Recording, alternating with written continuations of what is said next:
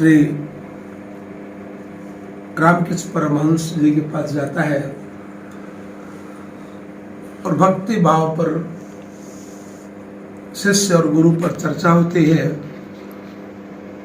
और उसी के मध्य उठ करके रामकृष्ण परमहंस माँ शारदा के पास चले जाते हैं और कहते हैं बड़ी जोर से भूख लगी है, भूख लगी है, भूख लगी है, भोजन दो, भोजन दो। इस पर माँ शारदा जो उनकी पत्नी थी, जो साक्षात रामकृष्ण परमहंस को माँ कहते थे, पत्नी को माँ समझना इस सृष्टि में, इस ब्रह्मांड में पहली बार चरित्रार्थ हुआ, जो साक्षात रामकृष्ण परमहंस ने चरित्रार्थ किया।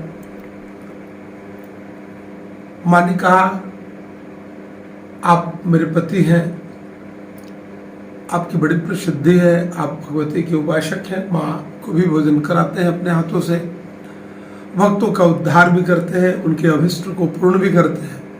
इस प्रकार से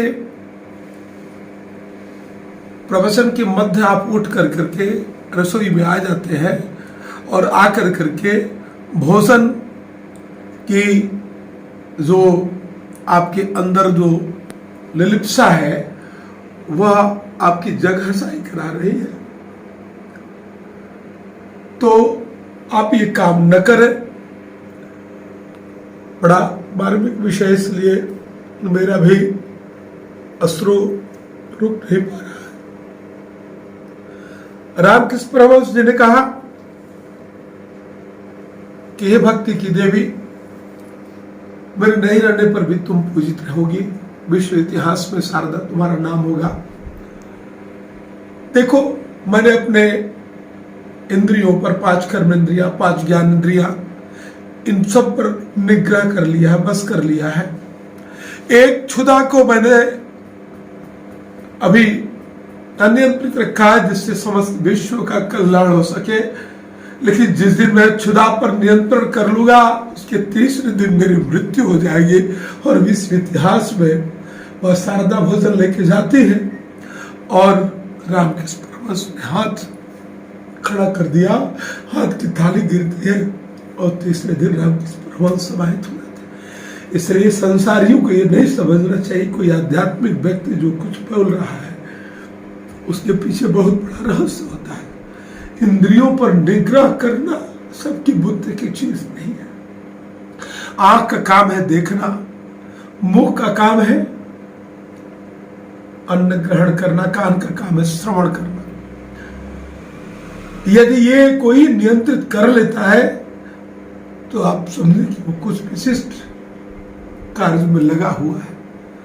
इसलिए रामकृष्ण परमहंस ने जो संदेश दिया, यह सन्यासियों के लिए, भक्तों के लिए बहुत बड़ी एक मिसाल है। मैं उन्हीं को आदर्श मानते हुए अभी तक 21 वर्ष में सोमवार को 12वीं रात्रि से लेकर मंगल के बुधवार के सुबह 6 बजे तक, सूर्योदय तक मैंने 21 वर्ष तक मौन रखा है, 36 घंटे।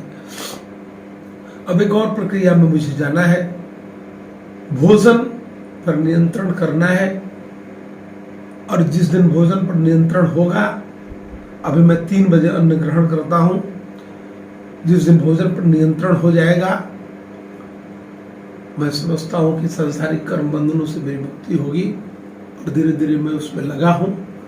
बहुत जल्दी भक्तों को पता चलेगा कि मेरा जीवन संसारी नहीं है, मेरा जन्म कुछ विशेष प्रयोजन के लिए हुआ है। मैं खाने पहनने और इसके लिए मेरा जन्म नहीं हुआ है। इसकी जितने भी प्रशंसा की जाए कि मैं वो अच्छा ज्योतिषी हूं, अच्छा प्रवाचक हूं, ये सब पीछे छूट जाएगा। जिस कार्य में मैं लगा हूं उस कार्य को ठाकुर पूरा करेंगे। क्योंकि जन्माष्टमी के दिन मेरा जन्म है तो कुछ न कुछ विशेष भगवान का प्रयोजन होगा, तभी उन्होंने जन्म दिया होगा। इसलिए मेरा जन्म सिर्फ संसारी कर्मों के लिए नहीं है। मैं लगा हूं उस काम में, आप सबों का भी कल्याण हो, मेरा भी कल्याण हो, इसकी शुभेच्छा मैं करता हूं।